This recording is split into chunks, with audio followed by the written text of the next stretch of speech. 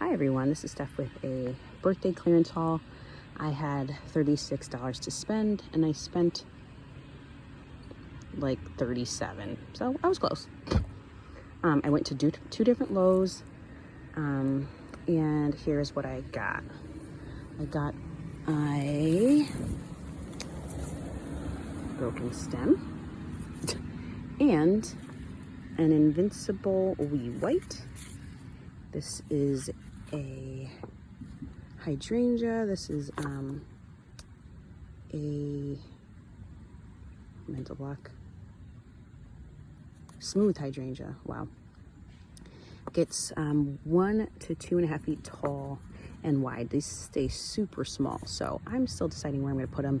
I'm going to put them in the front, but I'm probably going to put it in the front garden somewhere because I can put it towards the front. It will basically be the same size as most annuals, so I'm gonna find a place that gets enough shade. I know these tend to burn, and we just we're going through an immense dry spell and an immense heat wave, so don't want to put this anywhere where it's gonna just get fried.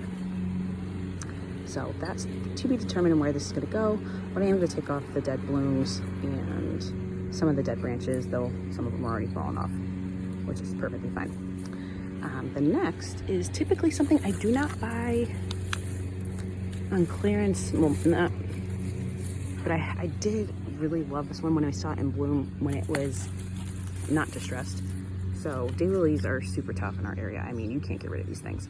But this bloom is just so pretty. It's like a light yellow and a burgundy purplish center. Gorgeous.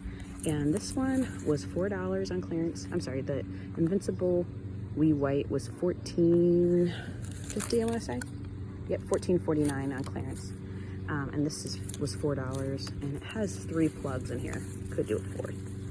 1, 2, 3, 4, but I probably won't divide it 4 times. And then there's this random stem that doesn't look like it's supposed to be there, but we shall see what it produces next year. These are bloomed out for the year, which is totally fine. I have one similar to this, and I absolutely love it. So I'm excited to have more of these in my garden. I'll probably put these on the north side while I'm trying to fill it in with hostas, hydrangeas, and daylilies. So this one is called Moonlight Masquerade Daylily. Blooms in summer, like most. Hardy to zone 4 and 28 high by 24 wide. So these get pretty big, but again, the beautiful thing of daylilies, you can give them away. There's just so many things. They're such a great plant to give away and to utilize in other areas. So I love that. And then this is definitely what I was most excited about. The other 2 I am excited about, but these I've been really in need of. I got 2 of the Pow Wow white coneflowers. I actually have these already in my garden and I love them. And for $4, and they look pretty much perfect, I had to get them just because a lot of the summer color is just not there. You know, the roses are kind of getting sad. The annuals are getting sad. The limelights are, they're doing good. But some of the other stuff is just not performing right now because it's been so hot, and I really want more summer color long term. You know, I have annuals that have supplemented and given some brightness, but I do need to work out my perennial game, so I'm not buying so much every year. You know, the long-term goal is to buy less and less annuals because I have enough perennials in my garden that kind of fill in that color gap. So I got 2 of these, $4 each, and I got 2 of the wild berry coneflower that I've been looking for a while. I almost bought one that was, this is a 2.5 quart. I almost bought a 1 quart for $6 because I was getting so desperate, but I'm glad I held out because these only have 1 plant inside, which is fine. I was gonna get, they had a $7 and it had 2 plugs in it, but they looked rough. I mean, not that this one looks great, but so for $4, I'm going to be cleaning these up and planting these probably tomorrow because I think today's the last day, and today's cooler than it has been. It's been up to 104 yesterday, Today is around 90, so it's a little bit easier, but I'd still like to wait on planting until tomorrow. It's supposed to get down to mid 80s. So if I do it tomorrow night, and then this weekend's going to be in the high 70s to low 80s, which is much desired. And so yeah, that's where we're at right now. Powwow white, these are a little smaller, I believe, right? Yeah, these are a little shorter and wider than the powwow white, but they have the prettiest color blooms on there. So it's like an orange cone, and this is more of a yellow cone. So got the 4 coneflowers, hydrangea, and a daylily for the 36.